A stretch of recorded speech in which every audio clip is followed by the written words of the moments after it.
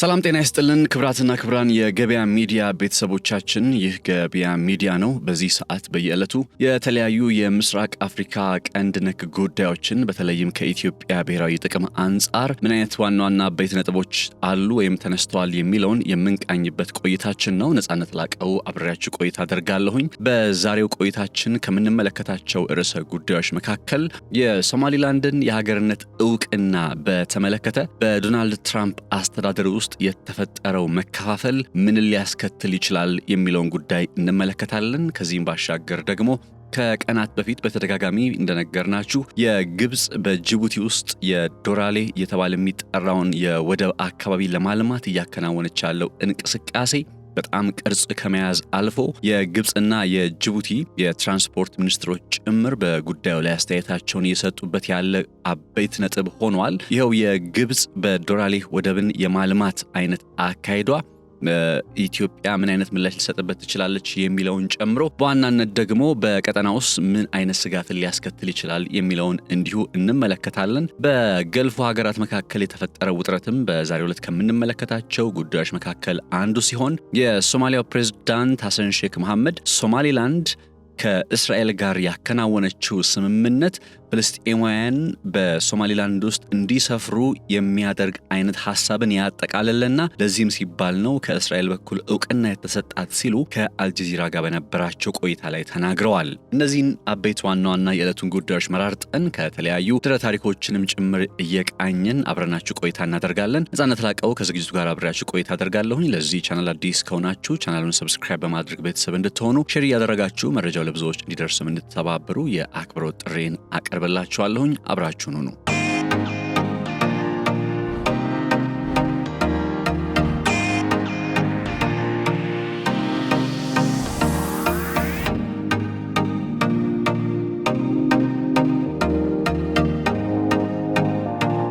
የሶማሊያው ፕሬዝዳንት ሐሰን ሼክ መሐመድን የተመለከተውን ጉዳይ በማንሳት እንጀምር። የሶማሊያው ፕሬዝዳንት ሐሰን ሼክ መሐመድ የሶማሊላንድና የእስራኤል ስምምነትን ተከትሎ በተለይም በቀጠናው አዲስ የሆነ ሀገርን የመፍጠር ሂደት ከመሆኑ አንጻር ከተለያዩ ዓለም አቀፍ መገናኛ ብዙሃን ጋር ቆይታ በማድረግ ላይ ይገኛሉ። ቆይታ ካደረጉባቸው የብዙሃን መገናኛዎች መካከል አልጀዚራ አንዱ ነው። የእሳቸውን የአልጀዚራ ዘገባ ደግሞ የተለያዩ እንደና አናዶሉን ጨምሮ ዓለም አቀፍ የዜና ምንጮች ይዘውት ወጥተዋል። ሐሰን ሼክ መሐመድ በቆይታቸው ላይ ያነሱት አንድ መሰረታዊ ሐሳብ እርግጥም እስራኤል ለሶማሊላንድ ለምን ዕውቅና ሰጠች የሚለውን ጥያቄ መነሻ በማድረግ የሚመስል አይነት ሐሳባቸውን ነው ለመሰንዘር የሞከሩት። ዕውቅናው የተሰጠበት መሰረታዊ ምክንያት ይሄ አብርሃም አኮርድ እየተባለ በሚጠራው ማለትም ደግሞ በ2018 እንደ አውሮፓውያን አቆጣጠር የአሜሪካው ፕሬዝዳንት ዶናልድ ትራምፕ ከተለያዩ የአረብ ዓለም ሀገራት ጋር እስራኤል ግንኙነቷን እንድታድስ የሚያስችል አይነት የስምምነት ሐሳብን አቅርበው እንደነበረ አይዘነጋም። ይህንን የአብርሃም አኮርድ እየተባለ የሚጠራውን ስምምነት ከዚህ ቀደም ሱዳን፣ ባህሬን፣ ዩናይትድ አረብ ኤምሬትስ፣ ሞሮኮ የመሳሰሉ ሀገራት ተቀብለውታል። አሁን ሶማሊላንድም ለእስራኤል በዚህው የአብርሃም አኮርድ ሐሳብና መርህ ማለት ነው በተመሳሳይ ዕውቅና የምትሰጥ ሲሆን ልክ እንደነ ሱዳን፣ እንደነ ሞሮኮ፣ እንደነ ባህሬን እና እንደነ ዩናይትድ አረብ ኤምሬት ማለት ነው። በምላሹ ደግሞ እስራኤል ሶማሊላንድ የሀገርነት ዕውቅና በመስጠት ሀገሪቱ ወይም እንግዲህ ግዛቲቱ ከ1991 እንደ አውሮፓውያኑ አቆጣጠር ጀምሮ እንደ ሀገር መንቀሳቀስ ከጀመረች ወዲህ የመጀመሪያ ሊባል የሚችለው ውሳኔ ተላልፏል። የእስራኤል ይህ ውሳኔ ታዲያ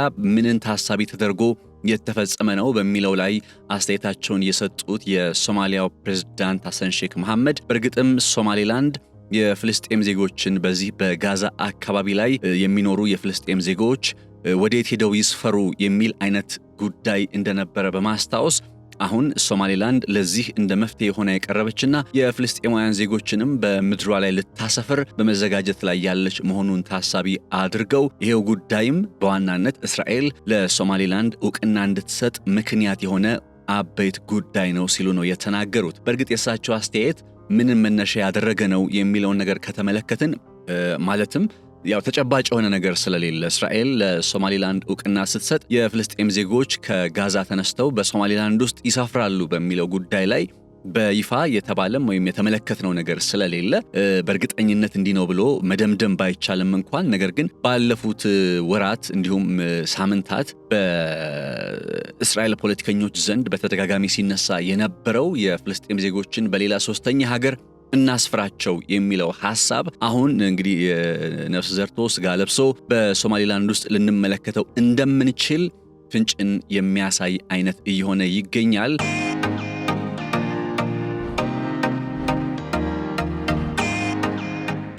እስራኤል እንደምታስታውሱት በግብጽና በዮርዳኖስ ነበረ ከዚህ ቀደም የፍልስጤማውያን ዜጎች እንዲሰፍሩ በዶናልድ ትራምፕ አማካኝነት ጭምር ተደጋጋሚ ምክረ ሐሳቦች ሲቀርቡ የነበረው። ነገር ግን ግብጽም ሆነች ዮርዳኖስ ወይም ጆርዳን ይህንን የአሜሪካና የእስራኤልን ሐሳብ ሳይቀበሉ ውድቅ ማድረጋቸው ይታወሳል። በተለይ ግብጽን ከተመለከትናት ደግሞ ከነዛ ጊዜያት በኋላ በጣም በከፍተኛ ደረጃ እስራኤልን የምትቃወም ከዛም ማለፍ ሲል ደግሞ እስራኤልን ጭምር በጠላትነት እስከ መፈረጅ እስራኤል ጠላት ሀገር ናት እስከ ማለትም የደረሰችበት አጋጣሚ እንደነበረ አይዘነጋም። ታዲያ ሁኔታው እንግዲህ የሚያስጨንቅ የመሰላት እስራኤል አማራጮችን በመፈለግ ሂደት ውስጥ ምናልባት ማረፊያዋን ሶማሊላንድ አድርጋ ሊሆን ይችላል የሚለው ጉዳይ ባለፉት ቀናት በተደጋጋሚ እንግዲህ በጣም ጠንከር ብሎ እየመጣና እየተሰማ ያለ የቀጠናው አበይት ጉዳይ ሆኗል። ይህንን የእስራኤል አካሄድ በጣም በርካታ ሀገራት ተቃውመውታል።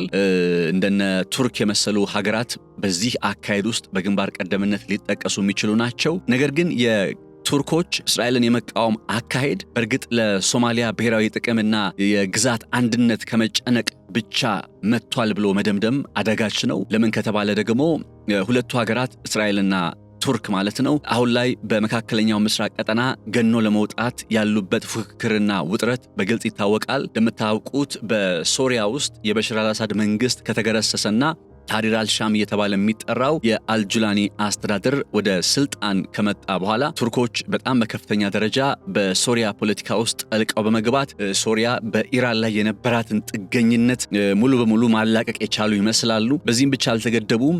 ከዚህ ቀደም እንደ ጦር ሰፈር ሆነው ሲያገለግሉ የነበሩ የሩሲያም የጦር ሰፈር ሆነው ጥቅም ላይ ይውሉ የነበሩ የአየር ኃይል መሰረተ ልማቶችን የቱርክ ወታደራዊ ኃይል እንዲይዝና በነዛ ቀድሞ የሩሲያና የራሷ የሶሪያ የአየር ኃይል ቤዞች ውስጥ የቱርክ አየር ኃይል እንዲሰፍር ጭምር በማድረግ ሁለት የጦር ሰፈሮች ናቸው። በነዛ ላይ በጣም ከፍተኛ ፍላጎት እያሳዩ ይገኛሉ። ይህንን የቱርኮች አካሄድ በጥንቃቄ የምትመለከተው እስራኤል ሶሪያን ከኢራን ክንፍ ውስጥ አወጣው ስትል ደግሞ የቱርኮቹ ተጽዕኖ እያየለ በመምጣቱ ሳቢያ እንዲያውም ታስታውሱ ከሆነ ከሳምንታት በፊት በሶሪያ ውስጥ የሚገኙ እነዚሁ ቱርኮች ወታደራዊ ኃይላቸውን ሊያሰፍሩባቸው አይናቸው ያረፈባቸው የጦር ሰፈሮችን በአየር ላይ ድብደባ እስራኤል ከጥቅም ውጭ ማድረጓ ይነገራል። እንደዛም ሆኖ ግን የረሲብ ጣይብ ኤርዶሃን አስተዳደር በሶሪያ ምድር ከእስራኤል ጋር በከፍተኛ ውጥረት ውስጥ ይገኛል። የረሲብ ጣይብ ኤርዶሃን አስተዳደር በሶሪያ ብቻ ሳይሆን ደግሞ አሁን በዚህ በቀይ ባህር መግቢያና መውጫ ሊባል በሚችል የባብኤል መንደብ፣ የገልፍ ኦፍ ኤደን፣ የጅቡቲ ወደብ በሚያጠቃልለው ስፍራ ላይ ቱርክን ተጽዕኖ ከፍ ለማድረግና ለማሳደግ በከፍተኛ ደረጃ ነው እንግዲህ ርብርብ እያደረጉ የሚገኙት።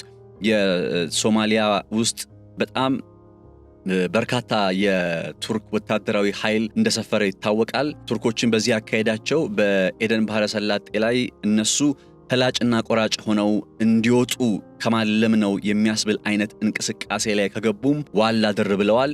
ታዲያ በዚህ እንቅስቃሴ ላይ እስራኤል ወደዚህ ስፍራ መጣ ለሶማሊላንድ ዕውቅና በምትሰጥበት አጋጣሚ ከማንም በላይ ሊቆጣ ሊያኮርፍና ተቃውሞ ሊያሰማ የሚችለው የቱርኩ የረሲብ ጣይብ ኤርዶሃን አስተዳደር ነው ቢባል የሚገርም አይነት አይሆንም።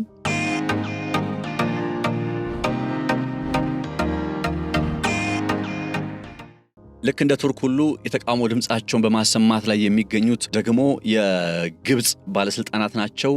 ግብጽ ከእስራኤል ጋር ከ1970ዎቹ መጨረሻ ጀምሮ በጣም ጥብቅ የሆነ ጥልቅ ግንኙነት አላቸው። እንደሚታወቀው ከአረቡ ዓለም ለእስራኤል የሀገርነት ዕውቅናን በመስጠት ግንባር ቀደም የሆነችው ሀገር ግብጽ ነች። ኡማ አረብ ወይም የአረቦች እናት እያሉ የሚገልጿትና የሚያሞካሿት ግብጽ ለእስራኤል ዕውቅና መስጠት ብቻ ሳይሆን በተደጋጋሚ በእስራኤልና በሐማስ መካከል የምንመለከታቸው የነበሩ ግጭቶችን፣ ጦርነቶችን፣ አለመረጋጋቶችን በማደራደርና ሁለቱንም ኃይሎች ፊትለፊት ማነጋገር ከሚችሉ ሀገራት መካከል ብቸኛ ሆና መቆየቷ በመካከለኛው ምስራቅና በዚህ ግብጽ በምትገኝበት ቀጠና ላይ ሀገሪቱን እንደ ቁልፍ የምዕራብ ዓለም ስትራቴጂካዊ አጋር አድርጎ ማስቀመጡ አይዘነጋም።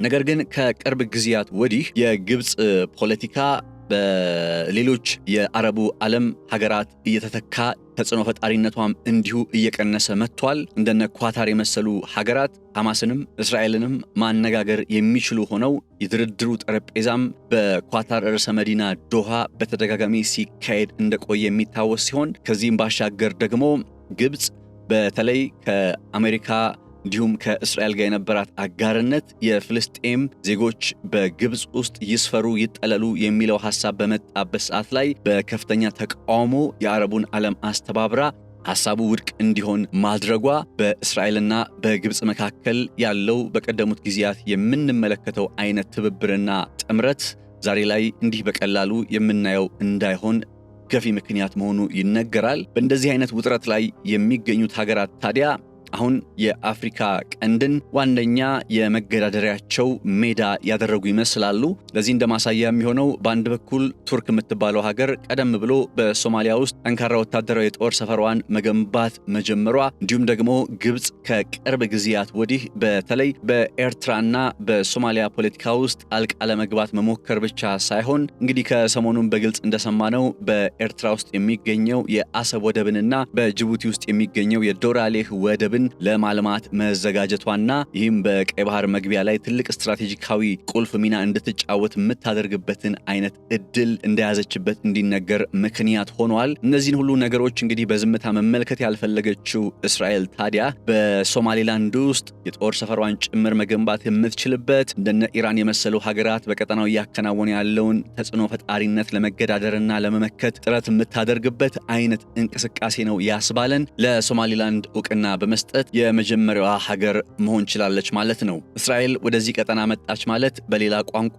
የቱርክና የግብጽ በዚህ በቀይ ባህር መግቢያ ላይ ያላቸው ተጽዕኖም እንዲሁ እንደ ልባቸው እንዳይሆን በር ሊከፍት ይችላል የሚል ሐሳብን በመደመጥ ላይ ይገኛል። ለዚህም ነው አንዳንዶች እስራኤል ለሶማሌላንድ ዕውቅና በመስጠት ወደ ገልፍ ኦፍ ኤደን ወይም ወደ ኤደን ባህረ ሰላጤ ብቅ የማለቷ ጉዳይ ለኢትዮጵያ እንደ በረከት እንጂ እርግማን ሆኖ ሊቆጠር አይችልም በማለት አስተያየታቸውን በመስጠት ላይ የሚገኙት። ለምን ከተባለ ደግሞ ግብጽም ሆነ ቱርክ በዋናነት ደግሞ እኛ ከምንመለከታት ወይም ታሪካዊ ጠላትነት አለን ብለን ከምንገልጻት ግብጽ አንጻር ካየነው በግብጽ በአሁኑ ጊዜ ከእስራኤል ጋር ያላት ትብብርና አጋርነት ጥሩ ተብሎ ሊገለጽ የሚችል አይደለም። ኢትዮጵያ በአንጻሩ ደግሞ ከሳምንታት በፊት እንኳን የኢትዮጵያ የውጭ ጉዳይ ሚኒስትሮች ወደ ቴልአቪቭ እያቀኑ ከእስራኤሎች ጋር ሲመካከሩ እንደነበረም ይታወሳል። ከዚህም ማለፍ ሲል በጋዛ ውስጥ የሰላም አስከባሪ ኃይል ይግባ የሚል አይነት ጥያቄ በአሜሪካና በእስራኤል አማካኝነት ለኢትዮጵያ መንግስት እንደቀረበም ጭምር እንዲሁ ግልጽ ነው። እንግዲህ የኢትዮጵያ መንግስት በጉዳዩ ላይ የሰጠው ምላሽን በተመለከተ በይፋ የቀረበ ነገር ባይኖርም ለጉዳዩ ቅርበት ያላቸው አስተያየት ሰጪዎች ግን በእርግጥም የኢትዮጵያ መንግስት ወደ ጋዛ ወታደሮቹን በመላክ የሐማስና የእስራኤል ግጭትን በመቀነስ ረገድ የሰላም አስከባሪነት ሚና ሊወጣ እንደሚችል በመግለጽ ላይ ይገኛሉ። እነዚህ ነጥቦች ኢትዮጵያና እስራኤል በአሁኑ ጊዜ ጥሩ የሆነ ግንኙነት አላቸው ብሎ ለመናገር ከሚያስደፍሩ ምክንያቶች ውስጥ የሚጠቀሱ ናቸው። በእንዲህ አይነት ነባራዊ ሁኔታ ላይ ታዲያ የእስራኤል ወደ ቀይ ባህር ቀጠና በተለይም ሶማሌላንድ የምትባል አዲስ ሀገር እንድትመሰረት እንድትዋለድ የመጀመሪያውን ጠጠር በመወርወር እስራኤል መጀመሯና ምናልባትም በቀጣይነት ማን ሊከተል ይችላል ተብሎ ሲጠበቅ ኢትዮጵያ የእስራኤል ሚና ልትከተል ትችላለች እየተባለም የሚገኘው ለዚሁ ነው።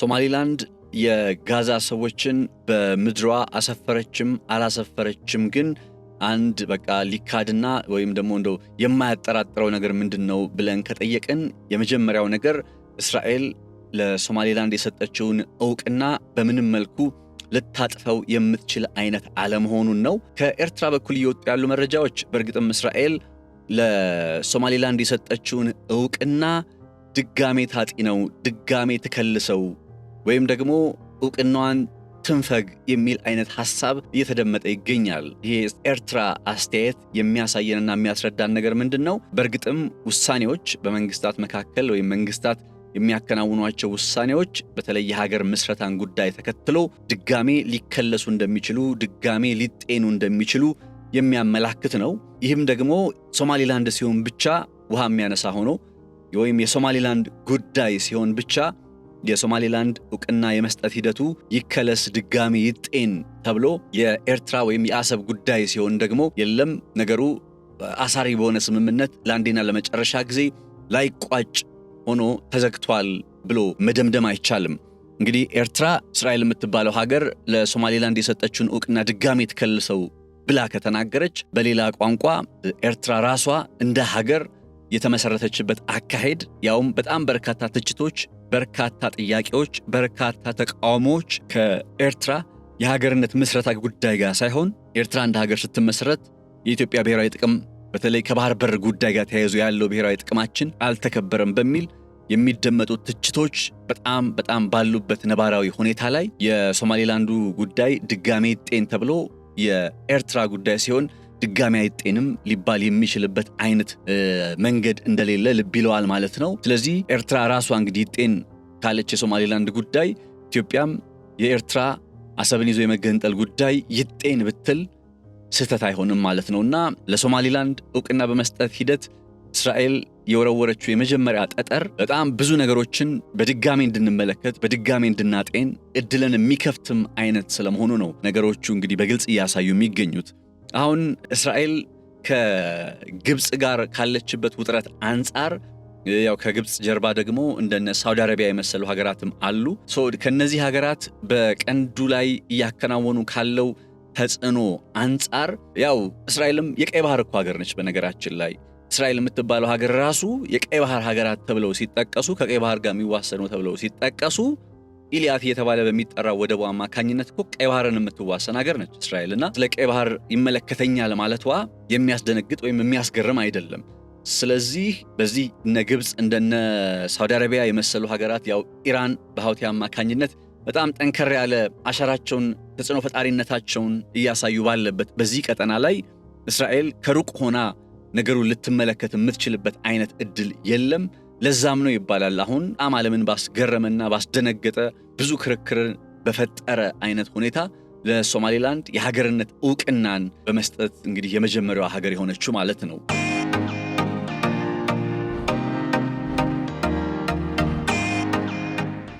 ይህ የእስራኤል አካሄድ በተለያዩ የአሜሪካ ባለስልጣናት ዘንድ እንግዲህ መከፋፈልን ፈጥሯል እየተባለ ይገኛል። አሜሪካ እንደሚታወቀው በተባበሩት መንግስታት ድርጅት የጸጥታ ምክር ቤት ውስጥ የዚህ የእስራኤል ለሶማሊላንድ የሰጠችውን ውሳኔ ተከትሎ ቀርቦ በነበረ እንግዲህ ድንገተኛ አስቸኳይ ጉባኤ ውስጥ አሜሪካ በድምፀ ተአቅቦ ነው እንግዲህ አቋሟን የገለጸችው።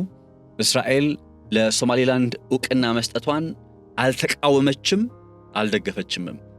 አልደገፈችም ግን ማለት የማንችልበት ምክንያት ምንድነው? በመንግስታቱ ድርጅት የጸጥታ ምክር ቤት ተወካይ የነበሩት አሜሪካዊው አምባሳደር በእርግጥም እስራኤል ከየትኛውም እንግዲህ ይበጀኛል ካለችው ወገን ጋር አገር ጋር ዲፕሎማሲያዊ የሁለትዮሽ ግንኙነቶችን የመመስረት ሙሉ መብት አላት የሚለውን ነገር ታሳቢ በማድረግ ነው እንግዲህ የአሜሪካ ድምፀ ተአቅቦዋን ያሰማችው ማለት ነው። ከዚህ በኋላ እንግዲህ መከፋፈሉ መጣ የሚባለው ከዚህ በኋላ ነው። የአሜሪካ ባለስልጣናት የእስራኤል ለሶማሊላንድ የሰጠችውን ዕውቅና ተከትሎ መከፋፈል ውስጥ ይገኛሉ የሚለው ዘገባ የመጣው ከዚህ በኋላ ነው። እንዴት እንደሆነ በተወሰነ መልኩ እስኪ ጉዳዩን ላቅርብላችሁ። እንግዲህ በአሜሪካ ፖለቲካ ውስጥ በግንባር ቀደምነት ያው ዶናልድ ትራምፕን ነው የምናነሳው። ዶናልድ ትራምፕ አስተዳደራቸው የድምፀ ተአቅቦ ውሳኔን ከወሰነ በኋላ በጣም ይህንን አካሄድ አሜሪካ መደገፍ አለባት፣ አሜሪካ ከእስራኤል ጎን መቆም አለባት እያሉ ድምፃቸውን በማሰማት ላይ ከሚገኙ አሜሪካውያን የሪፐብሊካን ሰዎች መካከል እንግዲህ ሴናተር ቴድ ክሩዝ አንዱ ነው።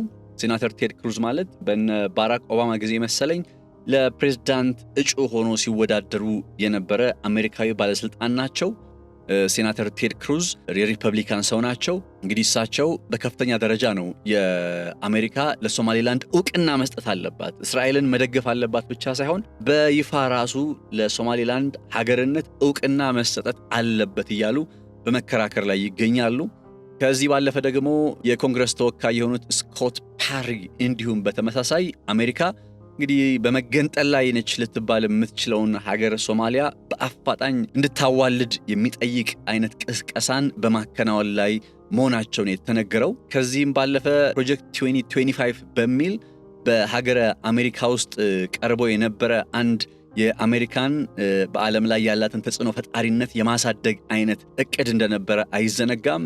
የዛ እቅድ አርቃቂ ከሚባሉትና በእቅዱ ላይም እንግዲህ በተደጋጋሚ ውይይቶችን አድርገዋል ከሚባሉት አሜሪካውያን ባለስልጣናት መካከል እንደ ስኮት ፔሪ የመሰሉቱ የሚጠቀሱ ናቸው። ታዲያ እሳቸው እንግዲህ በአሜሪካ የ2025 የዓለማችን ተጽዕኖ ፈጣሪነቷን የማሳደግ እቅድ ውስጥ ሶማሌላንድ የምትባለው ሀገር እንደ ሀገር እንድትመሰረት የሚል አይነት ምክረ ሐሳብ እንደነበረና ሶማሌላንድን እንደ ሀገር በመመስረት ሂደት ውስጥ ደግሞ አሜሪካ የምትጠቀመው በርካታ ነገር እንዳለ በተለይ ጅቡቲ ውስጥ የሚገኘው የአሜሪካ የጦር ሰፈር እንደ ልብ አላደረጋቸውም። በዙሪያ የቻይናን ጨምሮ የተለያዩ የዓለማችን እንግዲህ ሀያል ሊባሉ የሚችሉ ሀገራት የጦር ሰፈራቸውን ገንብተው ጅቡቲን አስጨንቀዋታል። አሜሪካ በጅቡቲ ያለውን የጦር ሰፈሯን ላስፋፋ ብትል አሁን ሊትራሊ ወዴትም ልታስፋፋው አትችልም። መሬቱ አልቋል ጅቡቲ። ነገር ግን ደግሞ የቀይ ባህር ቀጠና በዓለም ላይ ቁልፍ የሆነ ስትራቴጂካዊ ስፍራ መሆኑ ከጊዜ ወደ ጊዜ እያደገ መጥቷል። ስለዚህ በዚህ ቀጠና ላይ ተጽዕኖ ፈጣሪነታችንን በዛው ልክ እንዲያድግና የአሜሪካ ፍላጎት እንዲከበር የጦር ሰፈሮቻችንን ማብዛትና ማስፋት አለብን። ይህንን ለማድረግ ሶማሌላንድ ከምትባለው ሀገር የበለጠ ሌላ አማራጭ የለም። ስለዚህ አሜሪካ ለሶማሌላንድ ዕውቅና መስጠት አለባት። አሜሪካ ለሶማሌላንድ ዕውቅና ብትሰጥ ባርበራ ወደብ ላይ እንዲሁም በዛው በኤደን ባህረ ሰላጤ ጋር በሚዋሰነው የባህር ዳርቻ ላይ አሜሪካ ሰፋፊ የጦር ሰፈሮችን መገንባት የምትችልበትን እድል ታገኛለች። ይህንን ስታደርግ ደግሞ ቀይ ባህርንና የኤደን ባህረ ሰላጤን ብቻ ሳይሆን በኢንዶ ፓሲፊክ ቀጠና ላይ ጭምር እንዲሁ ለምታከናውናቸው ዘርፈ ብዙ እንቅስቃሴዎች የአሜሪካ ትልቅ አቅም ይሆናል። ለዚህም ሶማሌላንድ እንደ ሀገር ትመስረት የሚለውን ጥያቄ በተደጋጋሚ በአሜሪካ ባለስልጣናት ዘንድ በመነሳት ላይ ይገኛል።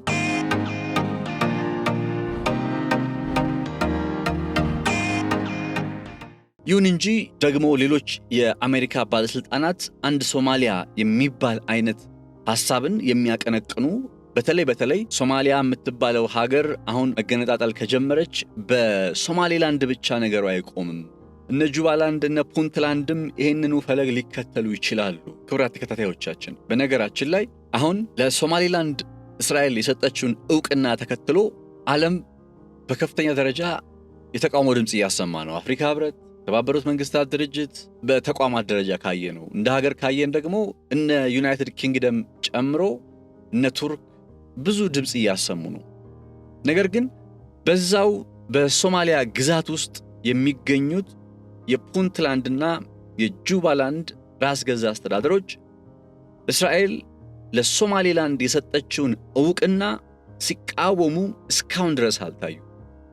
ትላንት እየነገርኳችሁ እንደነበረው ኢትዮጵያ ዝምታን መርጣለች፣ ኢትዮጵያ በጉዳዩ ላይ አስተያየት ከመስጠት ተቆጥባለች እያልኩ እንደነበረው እነዛ በሶማሊያ ግዛት ውስጥ የሚገኙ ያው ሶማሊያ 5 የፌዴራል ግዛቶች ናቸው። ከ5ቱ የፌዴራል ግዛቶች ውስጥ አሁን ሶማሊላንድ የምትባለው ሀገር ራሷን ችላ ትመስረት በሚል ያው ከ91 እንደ አውሮፓውያን አቆጣጠር ጀምሮ እንቅስቃሴዎቹ ቆይተው አሁን በእስራኤል ዕውቅና የመስጠት አካሄድ ላይ ደርሳለች። እነ ፑንትላንድ እነ ጁባላንድ የመሰሉ ሀገራት ሌሎቹ የሶማሊያ ግዛቶች ተቃውሞ ሲያሰሙ የተቃውሞ ድባብ ሲነሳባቸው፣ ፑንትላንድና ጁባላንድ ግን እስራኤል ለሶማሌላንድ ዕውቅና በመስጠት ሂደት ላይ አለች ወይም አደረገች የሚባለውን ነገር ሲቃወሙ አልተመለከትንም። ይሄ አንድ ጥያቄ የሚያስነሳ መሰረታዊ ነጥብ እንደሆነ አምናለሁ። ለምንድን ነው እነ ፑንትላንድ እነ ጁባላንድ የሶማሌላንድን የሀገርነት መመስረት ጉዳይ ግዳቸው ያልሆነው?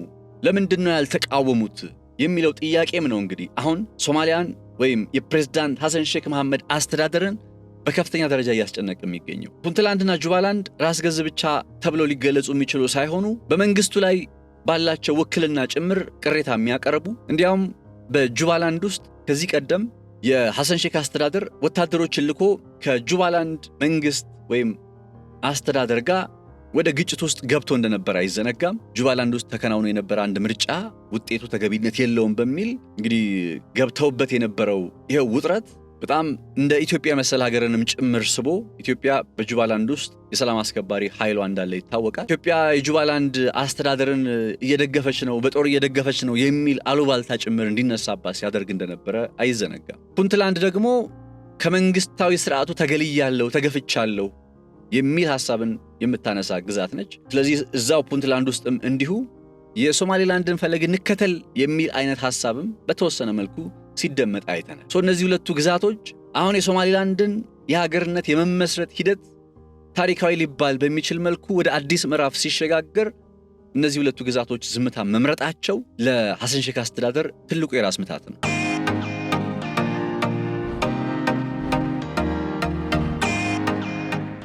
አሁን ስለነዚህኞቹ ሁለቱ ግዛቶች አነሳውላችሁ ያው በሶማሊያ ያለውን ነባራዊ ሁኔታ መግለጽ የመጀመሪያው ጉዳይ ይሆንና ነገር ግን በሀገር አሜሪካ ፖለቲካ ውስጥም በተወሰነ መልኩ ለሶማሊላንድ የተሰጠውን ዕውቅና በተመለከተ መከፋፈሎች አሉ የሚለውን ጉዳይ እያነሳው የሶማሊላንድን የሀገርነት ዕውቅና የሚደግፉ ወይም አሜሪካ በቶሎ ለሶማሊላንድ ዕውቅና ትስጥ፣ እስራኤልን ትደግፍ የሚለውን ሐሳብ የሚያነሱ ወገኖች በአንድ ወገን ሲቀመጡ፣ በሌላኛው ወገን ደግሞ ዋን ሶማሊያ ወይም አንድ ሶማሊያ የሚለውን ሐሳብ የሚያቀነቅኑና አሜሪካ የእስራኤልን ድርጊት መቃወም እንዳለባት እንዲሁም ደግሞ ራሷን ብትሆን በምንም መልኩ ዕውቅና መስጠት እንደሌለባት የሚሞግቱና የሚጠይቁ አሉ።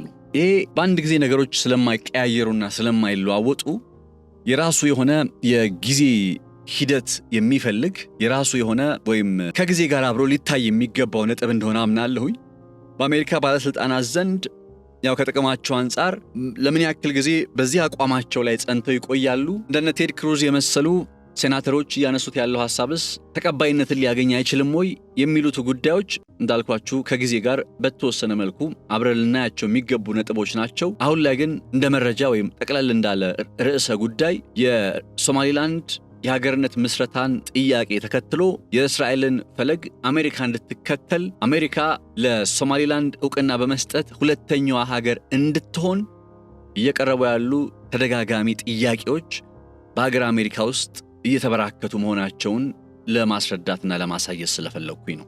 አሁን ይህ አጋጣሚ ነው እንግዲህ ኢትዮጵያ ሊያልፋት አይገባም፣ ኢትዮጵያ እድሏን ልትጠቀም ይገባል ሲባል አብሮ የሚነሳው ይህ አጋጣሚ ነው። እንዳልኳችሁ የሶማሊላንድ አስተዳደር በአንድም ይሁን በሌላ ምናልባት በ10 ዓመት ጊዜ ውስጥ ሊሆን ይችላል እንደ ሀገር የመመስረቱ ጉዳይ አጠያቂ አይደለም። ኢትዮጵያስ የባህር በር ባለቤትነት ወይም የማግኘት ወይም የተደራሽነት ወደ ቀይ ባህር የተደራሽነት ጉዳይ መቼና እንዴት ይፈጸማል ሲባል ይሄ በአፍሪካ ቀንድ ላይ አዲስ እየተመለከትን ካለው የኃይል አሰላለፍ አዲስ እየተመለከትን ካለው የጂኦፖለቲካ ቅርጽ ጋር አብሮ ሊታይ የሚችል እንደሆነ አምናለሁ። አንድ ሳላነሳ ማለፍ ማልፈልገው ነጥብ ግን ኢትዮጵያ ይህንን ውሳኔ ብትወስን የራሷን የቤት ሥራ ምን አድርጋው ነው? አንድ ግዛት እንዲገነጠል ድምፅ ከሰጠች ወይም ዕውቅና ከሰጠች በውስጧ ያሉ ግዛቶችስ የመገንጠል ጥያቄ ሊያነሱ አይችልም ወይ እያሉ በጣም በርካቶች በተለይ በማህበራዊ ትስስር ገጽ ላይ የሶማሊላንድን ነባራዊ ሁኔታ በኢትዮጵያ ውስጥ ከሚገኙ ክልሎች ነባራዊ ሁኔታ ጋር እያመሳሰሉ ሊሞግቱ ሲሞክሩም አስተውያለሁ። በተለይ የትግራይ ክልል ጋር ተገናኝቶ ትግራይ እንደ ሶማሊላንድ የሚል አይነት ሐሳብም የሚያነሱ በርካቶች ናቸው። አንዳንድ ደግሞ በማህበራዊ ትስስር ገጽ ላይ ምናልባትም ከሚሰጡት ሐሳብ አንጻር ኤርትራውያን ሊሆኑ የሚችሉ እንዲያውም ኤርትራ ለትግራይ ዕውቅና ትሰጣለች አይነት ሐሳብን ሲያነሱ እየተመለከትን ነው።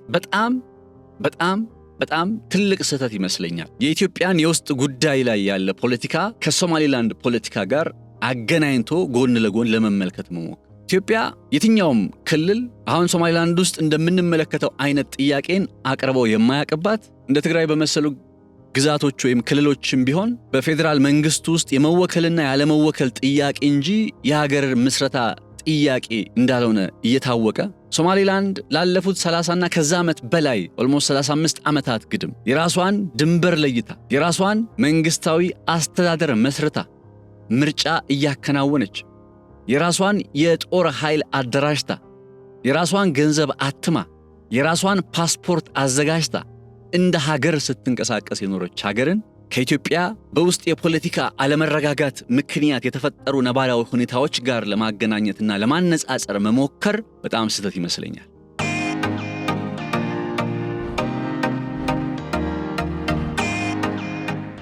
እና የሶማሊላንድ ጉዳይ መታየት ያለበት የኢትዮጵያ ብሔራዊ ጥቅምን እንዴት ማስከበር ይቻላል ከሚለው አንጻር እንጂ ኢትዮጵያ የቤት ስራ አለባት ወይስ የለባትም ከሚል አይነት መነጽር ሊሆን እንደማይገባም ተንታኞች አስተያየታቸውን ይሰጣሉ። ጠይቁ እስኪ፣ መቼም ስልካችሁ ላይ ኢንተርኔት ይኖራል። እንደው ጠይቁ፣ ጎግል አድርጉ።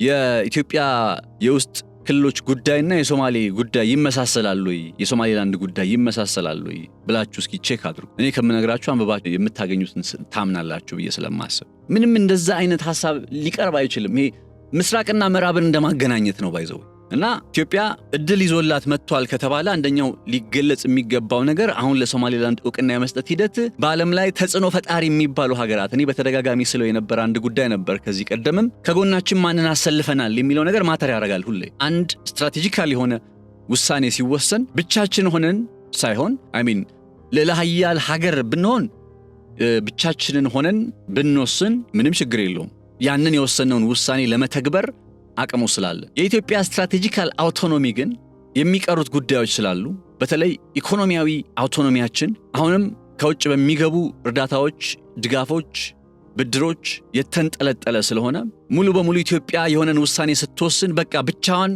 ሄዳ ያንን ውሳኔ ለማስፈጸምና ለማስተግበር አቅሟ ብዙ የሚቀረው ነገር አለ። ለዚህም ነው የሆነን ውሳኔ ወይም የሆነ ስትራቴጂካል የሆነ ቁልፍ ውሳኔን የኢትዮጵያ መንግስት ሲወስን ከሚወስነው ውሳኔ ጋር አብሮ ከጎኑ ሊቆሙ የሚችሉለት ጠንካራ ሀገራት መኖራቸውን እርግጠኛ መሆን አለበት። ጠንካራ ሀገራት ተብለው ከሚቀርቡት ውስጥ አሁን በዚህ በሶማሊላንድ ጉዳይ ላይ እስራኤል አለች ማለት በሌላ ቋንቋ አሜሪካ አለች እንደማለት እንደሆነ ደግሞ በቅርብ ጊዜያት ውስጥ የምንመለከት ይመስለኛል። አሜሪካ በተወሰነ መልኩ ያው የእስራኤልን ለሶማሊላንድ የሰጠችውን ዕውቅና አለመቃወሟ በግልጽ ይታወቃል። ቀደም ብዬ እንደነገርኳችሁ ደግሞ በዛው በዶናልድ ትራምፕ አስተዳደር ውስጥ በአሜሪካ ፖለቲከኞች ዘንድ ዕውቅና እንስጥ የሚል ሐሳብ እነ ቴድ ክሩዝን በመሰሉ ወግ አጥባቂ የአሜሪካ ፖለቲከኞች የሚነሳ ሐሳብ ሆኗል። ስለዚህ አሜሪካ ቢዘገይ እንጂ ከእስራኤል ጎን የመሰለፏ ነገር ግልጽ ነውና ይህንን አጋጣሚም ኢትዮጵያ በመጠቀም ብሔራዊ ጥቅሟን ልታስከብር የምትችልበትን አይነት ሁኔታ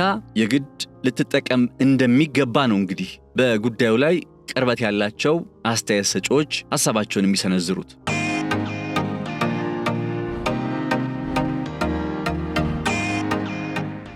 የሶማሊላንድ የሀገርነት ምስረታ ጉዳይ በአንድም ይሁን በሌላ ሳይታለም የተፈታ የአደባባይ ሐቅ መሆኑ እውነት ከሆነ ኢትዮጵያ ከእንደዚህ አይነት የታሪክ ጥፋቶች ላይ ጥቅሜን እንዴት አስከብራለሁ የሚለው ነገር የቅድሚያ እንደሚሆን ይጠበቃል። ይህ በእንዲህ እንዳለ ታዲያ የግብጽ ባለስልጣናት ኢትዮጵያን በዚህ ቀጠና ላይ ከቦና ሸምቅቆ ሁሌ አንገት አስደፍቶ ለማኖር በነደፉት እቅዳቸው በጅቡቲ የዶራሌህ ወደብን የማልማት ስምምነት ከጅቡቲ መንግስት ጋር እንዳደረጉ ይታወቃል። በነገራችን ላይ ጅቡቲ በሶማሊላንድ ውስጥ የሚገኝ የቆንጽላ ጽሕፈት ቤቷን ሙሉ በሙሉ ዘግታ መውጣቷን ዘገባዎች እያሳዩ ነው። ይህም ሶማሊላንድ ከእስራኤል ጋር ገብተዋለች የተባለውን ስምምነት መነሻ ያደረገ እንደሆነ ተንታኞች ይገልጻሉ። በእንዲህ አይነት ነባራዊ ሁኔታ ውስጥ የምትገኘው ጅቡቲ ያው የጅቡቲ ስጋት ይገባቸዋል አይደል? ኢትዮጵያ ባርበራ ወደብን ጨምሮ በሶማሊላንድ የወደብ አማራጭ አገኘች ማለት በሌላ ቋንቋ በጅቡቲ ላይ ያላት ጥገኝነት የመቀነሱ ሂደት አንድ ጅማሬ ስለሚሆን ጅቡቲ ደግሞ ኢንታየርሊ ኦልሞስት ልክ ኢትዮጵያ በጅቡቲ ላይ 90% የተንጠለጠለች ሀገር ናት እንደምንለው ጅቡቲ ራሷ በኢትዮጵያ ላይ 90% የተንጠለጠለች ሀገር ናትና ያንን ጥቅም አሳልፎ ላለመስጠት በሚል ኢትዮጵያ በየትኛውም አይነት መንገድ በዚህ በቀይ ባህር ቀጠና ላይ ወደ ባህር በር ለመድረስ የምታደርገውን ጥረት ትቃወማለች። ለዚህ አንድ ማሳያ የሚሆነው ደግሞ በቅርቡ ከግብጽ ጋር የገባችበትና ዶራሌህ እየተባለ የሚጠራውን ወደብ ግብጾች እንዲያለሙት አለፍ ሲልም በዛው አካባቢ ላይ የጦር ኃይላቸውን እንዲያሰፍሩ ጭምር ፈቃዳቸውን መስጠታቸውን በትላንትናው ዕለት በጅቡቲ የነበራቸውን ጉብኝት ያጠናቀቁት የግብፁ ምክትል ጠቅላይ ሚኒስትር ካማል ኤልዋዚር በዋናነትም በኤደን ባህረ ሰላጤ የዶራሌህ ወደብን በተመለከተ ግብፅ ለማልማትና ለመጠቀም ያቀረበችውን ሐሳብ የሚያጠቃልልና የስምምነቱ ፍጻሜ ተብሎ ሊቆጠር የሚችል አይነት የጉብኝት ቆይታ እንደሆነም ነው በመገለጽ ላይ የሚገኘው። ዘ ናሽናል እየተባለ የሚጠራ የዜና ምንጭ በነገራችን ላይ ይሄ ዘ ናሽናል ይህንን የግብጾች ወደ ጅቡቲ የመምጣታቸውን ዜና ለመጀመሪያ ጊዜ ብሬክ ያደረገው የዜና ምንጭ ነው። አይ ቲንክ ለግብፅም ፍላጎት የተመቸና ሞር የግብጾችን ሐሳብ የሚያንጸባርቅ አይነት ሚዲያ ነው። እኔ ይሄኛውን ሚዲያ እንደ ምንጭ የተጠቀምኩ የምገኘው አሁን ያው መረጃውን በዋናነት እነሱ ብቻ ናቸው እያቀረቡት የሚገኙትና እንደ መረጃ ብቻ ትንታኔ ሐሳቦቹን ወይም ከጀርባ ያሉትን ሐሳቦች ትቼ እንደ ፋክት እንደ መረጃ ብቻ የግብፁ ምክትል ጠቅላይ ሚኒስትር ካማል ኤልዋዚር በጅቡቲ ቆይታ አድርገው የዶራሌህ ወደብን ማልማትና ግብፅ መጠቀም የምትችልበትን አይነት የስምምነት ማዕቀፍ አጠቃለው ፋይናላይዝ አድርገው መመለሳቸውን መግለጽ ስለፈለኩኝ ነው።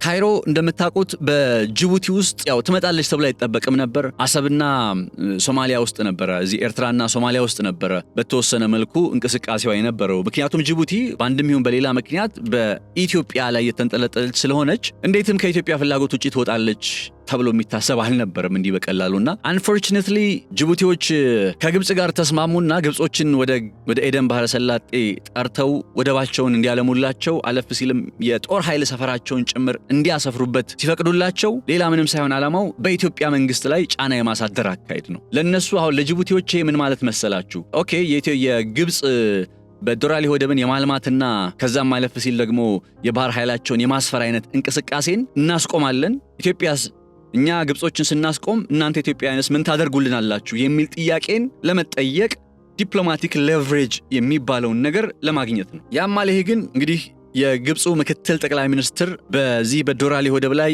ያው ሀገራቸው ተጠቃሚ መሆን የምትችልበትን አይነት ስምምነት እያጠቃለሉ ይገኛሉ። አሁንም በዚህ ረገድ የኢትዮጵያ መንግስት ምን እያደረገ እንደሆነ የምናውቀው ነገር የለም እስካሁን ድረስ በጅቡቲ ውስጥ ባለው ማለት ነው የዶራሌህ ወደብ እንቅስቃሴ ላይ ግብጾች ያከናወኑ ያለውን እንቅስቃሴ በተመለከተ በይፋ እስካሁን ድረስ የሰማነው ነገር የለም።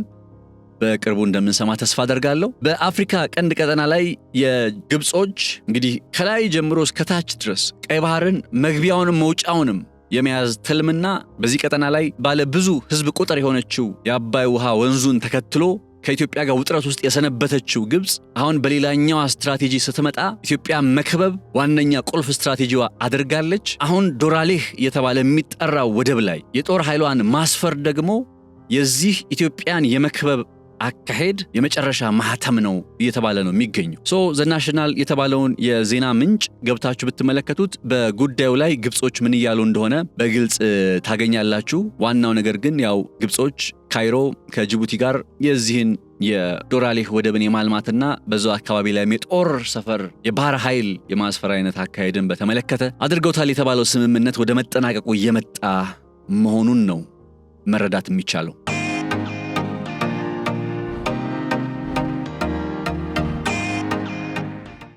ከጊዜ ወደ ጊዜ አዲስ ቅርጽን እየያዘ በሚገኘው የምስራቅ አፍሪካ እንዲሁም የቀይ ባህር የጂኦፖለቲካ የኃይል አሰላለፍ ላይ አሁን ጎራው እየለየ ሚናው እየለየ በደንብ መጥቷል። ማን ከማን ጋር እየቆመ ነው?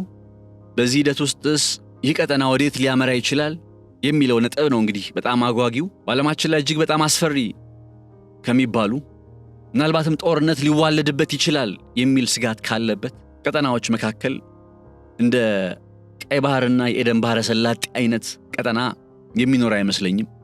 ያው ሌላ የጦርነት ስጋት አለ ተብሎ ከተነሳ ዓለማችን ላይ የታይዋንና የቻይና ጉዳይ ነው። ታይዋን ልክ እንደ ሶማሌላንድ ብሬክአዌይ ስቴት ናት፣ ወይም ከቻይና መገንጠል የምትፈልግ ግዛት ናት። እንደና አሜሪካ የመሰሉ ሀገራት ከዚች ሀገር ጋር ወታደራዊ ኃይልን ጭምር ያጠቃለለ ዲፕሎማሲያዊ ግንኙነት አላቸው።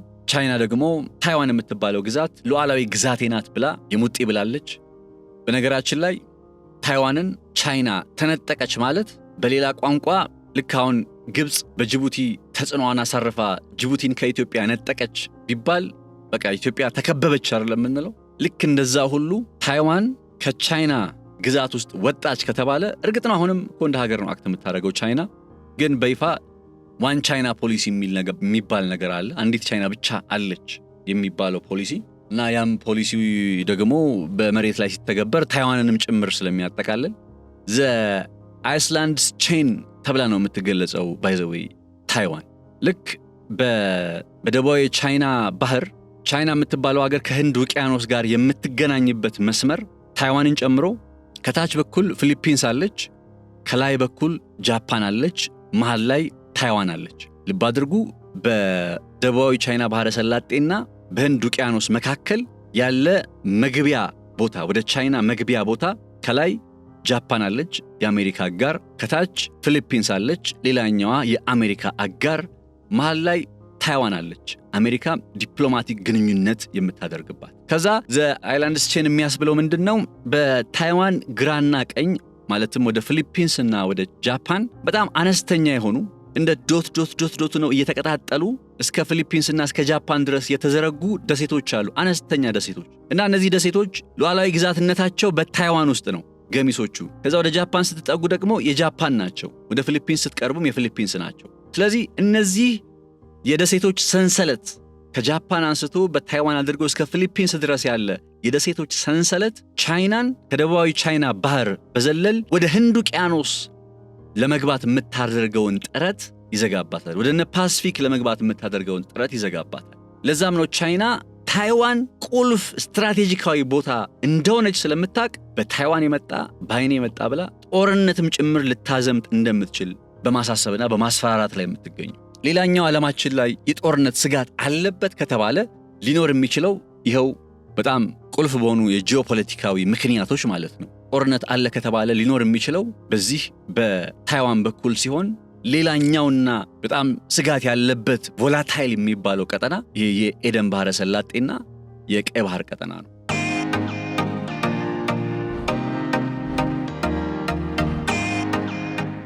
እኔ ጅቡቲ ለኢትዮጵያ ልክ እንደ ታይዋን ነው የምትመስለኝ።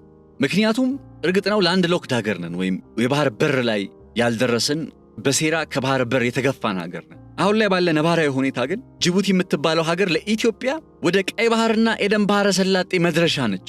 ጅቡቲ በግብፅ ቁጥጥር ውስጥ ወደቀች ማለት በሌላ ቋንቋ ወደ ቀይ ባህርና ወደ ኤደን ባህረ ሰላጤ የኢትዮጵያ ሊኖራት የሚችለው ተደራሽነት ተከራይታ እንኳ ቢሆን አትከራይተውት እሺ፣ ጅቡቲ ውስጥ ያለ ዶራሌ ወደብ ላይ ገንዘብ እየከፈለች ለማስገባትና ለማስወጣት የምታደርገው ጥረትን አደጋ ውስጥ የሚከት አይነት ይሆናል። ለዛም ነው ልክ ታይዋን ለቻይና ያላትን ዋጋ ያክል ጅቡቲም ለኢትዮጵያ ተመሳሳይ ዋጋ አላት ብዬ ማምነው። ማለት ንጽጽሩ ሜታሞርፊክ አድርጋችሁ አስቡልኝ።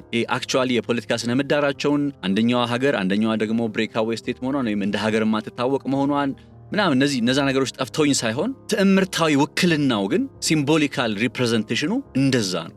ስለዚህ የጅቡቲ ወደብ ላይ የግብጾች እንቅስቃሴና መምጣት እንግዲህ በትላንትናው ዕለትም ቀደም ብዬ እንዳልኳችሁ የግብፁ ምክትል ጠቅላይ ሚኒስትር በጅቡቲ ውስጥ የነበራቸውን ቆይታና ጉብኝት አጠናቀው ሲመለሱ በግልጽ ያሰመሩበት ጉዳይ በአጭር ጊዜ ውስጥ ስራው እንደሚጀመር፣ የዶራሌ ወደብን ግብጾች ማልማት እንደሚጀምሩ፣ በዛም ደግሞ በቀጠናው ላይ ያላቸውን ስትራቴጂካዊ ሲግኒፊካንስ ወይም ስትራቴጂካዊ ጠቀሜታ እንደሚያሳድጉ በመግለጽ ላይ ናቸው። የዚህ ሁሉ የግብጽ እንቅስቃሴ ዓላማ ሌላ ምንም ሳይሆን ኢትዮጵያ የአባይ ግድብን ገድባ እንዳጠናቀቀች ይታወቃል። ታላቁ የኢትዮጵያ ህዳሴ ግድብን ይህንን ታላቁ የኢትዮጵያ ህዳሴ ግድብ በተመለከተ የግብጽ መንግስት ዛሬም ተስፋ አልቆረጠም። ሁለት ነገሮችን ይፈልጋል። አንደኛው አሳር የሆነ ስምምነት እንዲፈረም፣ የውሃውን ፍሰት በተመለከተ ዓመታዊ የውሃውን ፍሰት በተመለከተ ድርቅ ኖረም አልኖረም በየዓመቱ ይህን ያክል ውሃ ይለቀቅልኛል። ለምሳሌ በቀኝ ግዛት ስምምነቱ ወቅት ግብጾች ኦልሞስት ሙሉ በሙሉ በ1929 ሙሉ በሙሉ የውሃውን ፍሰት እነሱ ጋር ነበር። ከዛ በ1955 አካባቢ ላይ ከሱዳኖች ጋር አከናውኖት የነበረ ስምምነት ወደ 20% ገደማ የሚሆነውን ለሱዳን የተቀረውን ለግብጽ የሚያደርግ ነው። ስለዚህ ሱዳን ምንም አይነት ስራ፣ ምንም አይነት ግድብ፣ ምንም አይነት መሰረተ ልማት በዛው በሱዳን ውስጥ ብታከናውን ከናይል ወንዝ አጠቃላይ ዓመታዊ ፍሰት 20% ብቻ ነው እንጂ መጠቀም የምትችለው፣ የተቀረው መጠቀም አትችልም። ልክ እንደዚህ አይነት ስምምነት ከኢትዮጵያ ጋር እንዲደረግ ይፈልጋል። አሳር የሆነ አስገዳጅ ስምምነት፣ ባይንዲንግ የሆነ አግሪመንት ይፈልጋል።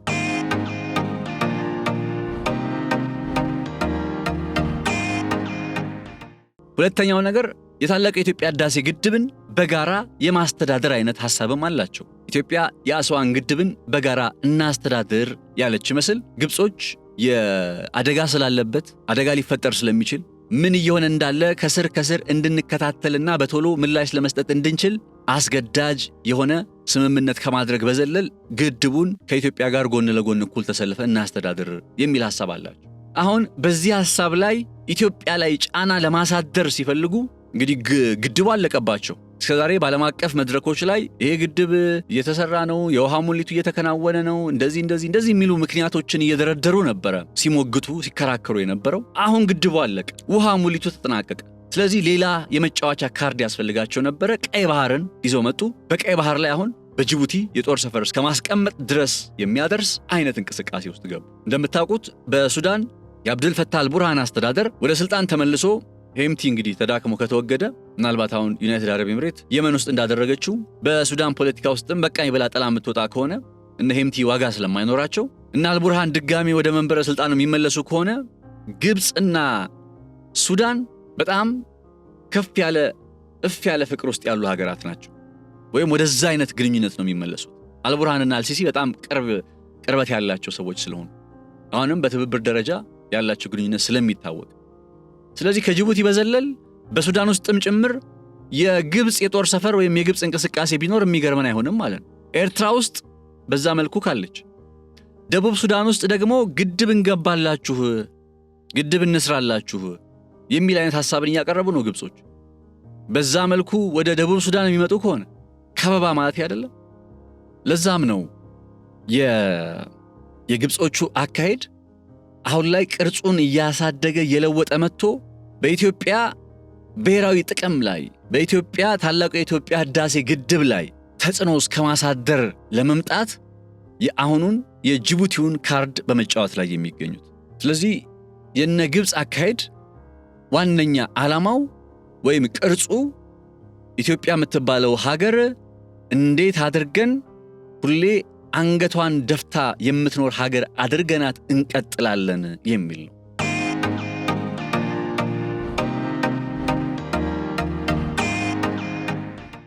ለመሆኑ ግብጽ ለምንድነው በዚህን አይነት ሁኔታ ኢትዮጵያን ጠምዳ ያዘችው ከተባለ የመጀመሪያው ነገር ያው ታሪካዊ ሁኔታዎችን ለጊዜው ሆልድ እናርጋቸውና በተለይ የታላቁ የአስዋን ግድብ በግብጽ ውስጥ መገንባት ከጀመረበት ጊዜ አንስቶ ግብጾች በላይኛው የአባይ ተፋሰስ ሀገራት ውስጥ የሚከናወን ማንኛውም እንቅስቃሴን በተለይ የልማት እንቅስቃሴን የማደግና የመለወጥ እንቅስቃሴን በፍርሃት ስለሚመለከቱ ሁሌም ትኩረታቸው እነዚህ የላይኛው ተፋሰስ ሀገራት ላይ ሆኗል። ከአስዋን ግድብ መገንባት በኋላ እሱ ብቻ እኮ አይደለም የሚገርማችሁ፣ ከአስዋን በኋላ ሌላ ተጨማሪ በአባይ ወንዝ ላይ የግብፅን ተጠቃሚነት ወደ ሌላ አዲስ ምዕራፍ የሚያሸጋግር የቶሽካ ፕሮጀክት እየተባለ የሚጠራ ምናልባትም በእስራኤልና በፍልስጤም 42 ኪሎ ሜትር ርቀት ድረስ የአባይን ውሃ አንከብክቦ የሚያደርስ በጣም የሚገርማችሁ ደግሞ አካባቢው ከፍተኛ ቦታ ማለት ከታች ወደ ላይ ነው። ከግብፅ ወደ ፓሌስቲን ወይም ፍልስጤን ድንበር እየጠጋችሁ በምትሄዱበት ሰዓት ላይ ከፍታው እየጨመረ ነው የሚሄደውና ውሃው የግድ በሆኑ ቴክኖሎጂዎች መታገዝ አለበት እና 150 ኪሎ ሜትር ገደማ ውሃውን እንግዲህ ሽቅብ እንበለው ውሃ ቁልቁል ሲሄድ ነበር የምናውቀው ውሃ ወደ ላይ ሄዶ 42 ኪሎ ሜትር ርቀት ላይ እንዲቀመጥ የሚያደርግና ያን አካባቢ ለማልማት የሰንዓ በረሃን ለማልማት ያሰበ የቶሽካ ፕሮጀክት አለ።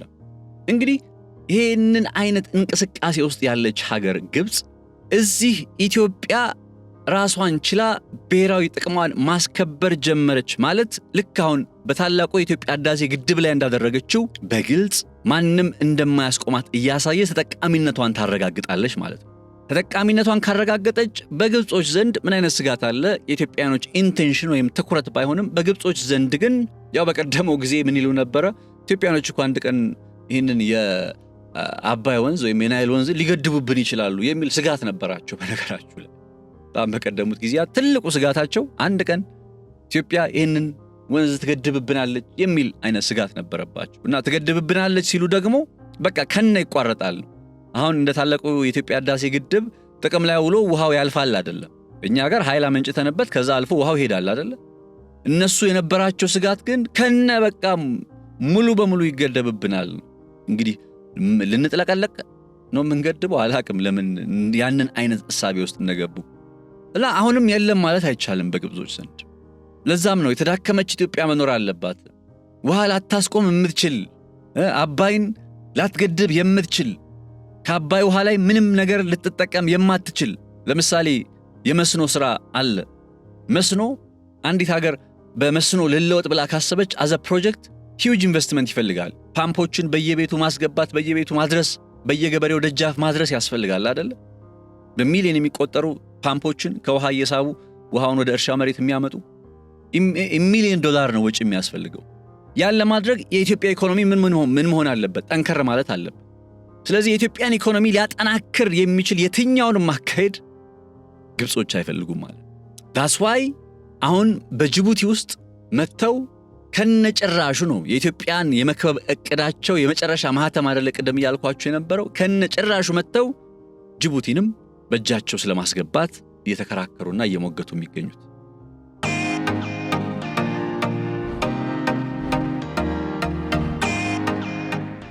በትላንትናው ዕለት የግብፁ ምክትል ጠቅላይ ሚኒስትር በጅቡቲ የነበራቸውን ጉብኝት አጠናቀው ሲመለሱም በግልጽ ያረጋገጡትና የተናገሩት ይህንኑ ነው። ስለዚህ በዚህ ቀጠና ላይ ውጥረት አለ፣ ጦርነት አለ ስንል፣ ስጋት አለ፣ አስፈሪ ነው ስንል ነሰሰርሊ ኢትዮጵያ ለሶማሌላንድ ዕውቅና ስለሰጠች ብቻ አይደለም፣ ወይም ነሰሰርሊ ደግሞ ኢትዮጵያ የባህር በር ጥያቄ ስላነሳች አይደለም። ሌሎቹ ሀገራትም አሉ፣ የውጭ ተዋናያኖችም አሉ፣ ከውጭ በኩል የሚመጡ እንደ ግብጽ የመሰሉ የኢትዮጵያን ለውጥ እድገት መዘመን የማይመኙ ሁሌም በድህነት እየማቀቀን እንድንኖር የሚታትሩ በርካታ ኃይሎች አሉ። ስለዚህ የነሱ ሚናም ጭምር አብሮ ታሳቢ ሲደረግ ደግሞ እንደ ኢትዮጵያ አይነት ሀገር በርግጥም በዚህ ቀጠና ላይ ስጋት አንዣቧል ብቻ ሳይሆን ለዛ ስጋት አፋጣኝ ምላሽ መስጠት ወደምንችልበት ደረጃ መምጣት እንዳለብን ልብ ይለዋል ማለት ነው። እንደዛ ነው አንዲት ሀገር የፖለቲካዊ ነፃነት ሊኖራት ይችላል። ኢኮኖሚያዊ ነፃነቷ ግን የሁሉም ነገር ቁልፍ ነው። ኢኮኖሚያዊ ነፃነትን ለማሳካት ኢትዮጵያ በምታደርገው ጥረት ውስጥ ኢኮኖሚያዊ ነፃነት ማለት አንድ ነገርን ለማድረግ፣ አንድ ፕሮጀክትን ለመፈጸም፣ ኢቭን በዓለም አቀፍ የጂኦፖለቲካ የኃይል አሰላለፍ ላይ ተደማጭ ለመሆን፣ ተጽዕኖ ፈጣሪ ለመሆን ጠንካራ ኢኮኖሚ ያስፈልጋል። ቻይና የዛሬ 40 ዓመት በድህነት ስትማቀቅ በነበረበት ጊዜ አይደለም የሚሰማት ቀርቶ ትዝ የምትለው ሰው አልነበረም ዓለም ላይ። ቻይና በ40 ዓመት ታሪክ ድህነትን ታሪክ አድርጋ ወደ ዓለም አቀፍ የግሎባል ቻሌንጀር አሜሪካን የምትገዳደር አይነት ሀገር የሆነችው በምንድን ነው የሚለው ነገር ያው የኢኮኖሚ ትራንስፎርሜሽን እቅዶቿ የቻይና በጣም የሚያስገርሙ ታሪኮች አሉ። እንዴት ድህነትን ታሪክ እንዳደረጉ እንዲያውም ምን ይባላል በጣም የሆነ ጊዜ በጣም በድህነት ከመሰቃየታቸው የተነሳ ምግብ ከመጥፋቱ የተነሳ በቃ ከባህር ውስጥ ካሉ እንስሳት አሉ ወይም በባህር ከሚንቀሳቀሱ ሁሉ ከመርከብ በቀር የማይበላ ምንም የለም እስከ ማለት ደርሶ የነበረበት ሁኔታ ነበር በድህነትና በረሃ። እነዛ ሀገራት ዛሬ ያንን ታሪክ አድርገው ዛሬ ላይ ያሉበት ደረጃ ምን እንደሆነ በግልጽ የምናውቀው ስለሆነ ያ መሆናቸው ያን አይነት ኢኮኖሚ መፍጠራቸው የስበት ማዕከል የሆነ ኢኮኖሚን መፍጠራቸው ኢኮኖሚክ አውቶኖሚ ሰጣቸውና የኢኮኖሚያዊ ነፃነትን አጎናጸፋቸውና በዓለም ላይ በንግድ መሪዎች ላይ አሁን የአሜሪካና የቻይና የንግድ ጦርነት ሲመጣ እንዴት ነበር የነበር? አሜሪካ ስትል ቀረጧን ቻይና ዝም ብላ ተመለከተች። ቻይናም በምላሹ አሜሪካ ላይ ቀረጥ። this is why you call ኢኮኖሚያዊ ነፃነት ወይም ኢኮኖሚያዊ አውቶኖሚ የምንለው ማለት። እነ ጀርመን ከሁለተኛው የዓለም ጦርነት በኋላ እንግዲህ ተሸንፈው ዝብርቅረቃቸው ወጥቶ ድምጥማጣቸው ጠፍቶ በርሊን ፍርክስክስ ብላ በቃ ወደ ሌላ ወደ ድህነት አዙሪት ውስጥ ገባች በሚባልበት ሁኔታ ላይ የጀርመኖች ስትራቴጂ ደግሞ በጣም ደስ የሚለው ወታደራዊ ትኩረቱን ተውትና ዜጋ ተኮር የሆኑ የኢኮኖሚያዊ ለውጦች ላይ ፎከስ አደረጉ እና ዛሬ በዓለማችን ላይ በአውሮፓ ቁጥር 1 ግዙፍ ኢኮኖሚ ያላት ሀገር ጀርመን ሆናለች። ከሁለተኛው የዓለም ጦርነት እስከ እንግዲህ አስቡት በምን ያክል ዓመታት ትራንዚሽኑ ሽግግሩ እንደተከናወነ። ያ ኢኮኖሚያዊ ነፃነት ጠንካራ የሚባል ወታደራዊ አቅም ባይኖራትም እንደ ጀርመን የኒውክሌር ጦር መሳሪያ የላትም ታውቃላችሁ። አሜሪካ በኔቶ ስም ጀርመን ውስጥ ያስቀመጠችው የአሜሪካ ኒውክሊየር ጦር መሳሪያ ካልሆነ በቀር ጀርመን የራሷ ኒውክሊየር ጦር መሳሪያ የላትም። እነ እንግሊዝ እና ፈረንሳይ ሲኖራቸው ግን በአውሮፓ ቁጥር 1 ኢኮኖሚ ያላት ሀገር ሆናለች።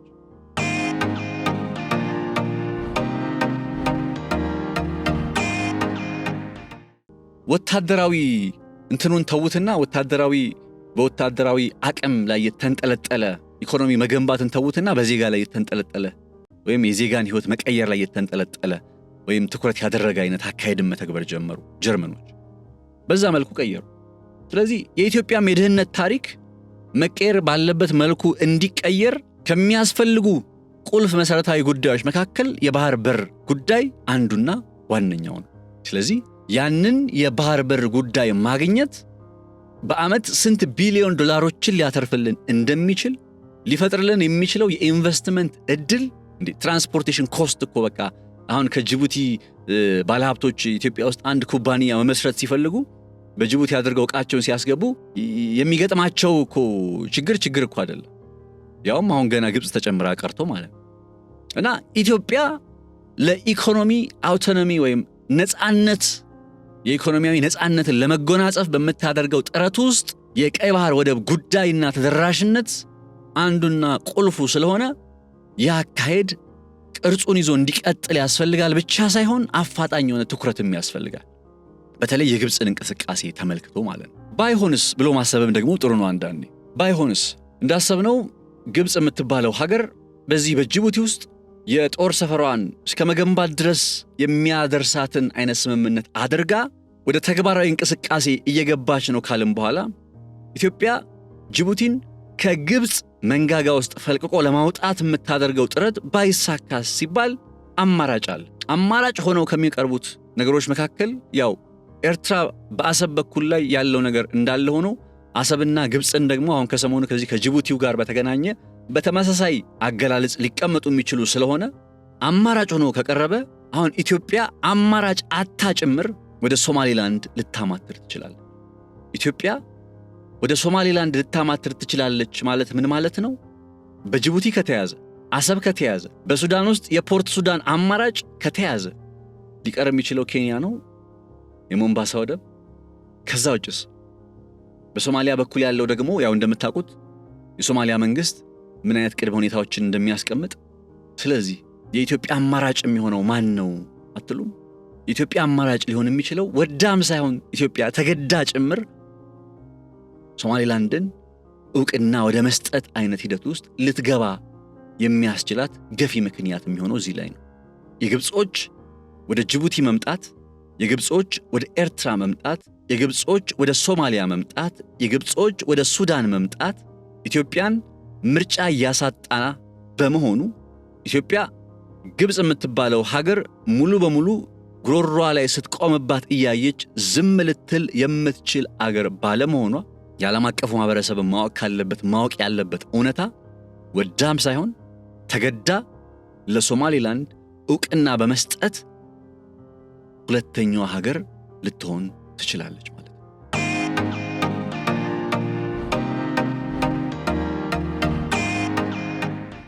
ከዚህ ቀደም ካነሳንቸው ነጥቦች ባሻገር ወይም በተጨማሪ ኢትዮጵያ ደግሞዋለሁኝ ወዳም ሳይሆን ተገዳ፣ ምክንያቱም አስገዳጅ ሁኔታዎቹን እየመጡና እየተመለከትናቸው ስለሆነ በእነዚህ ገፊ ምክንያቶች ለሶማሊላንድ ዕውቅና ብትሰጥ ኋላ ኢትዮጵያ ተጠያቂ ልትሆን አትችልም።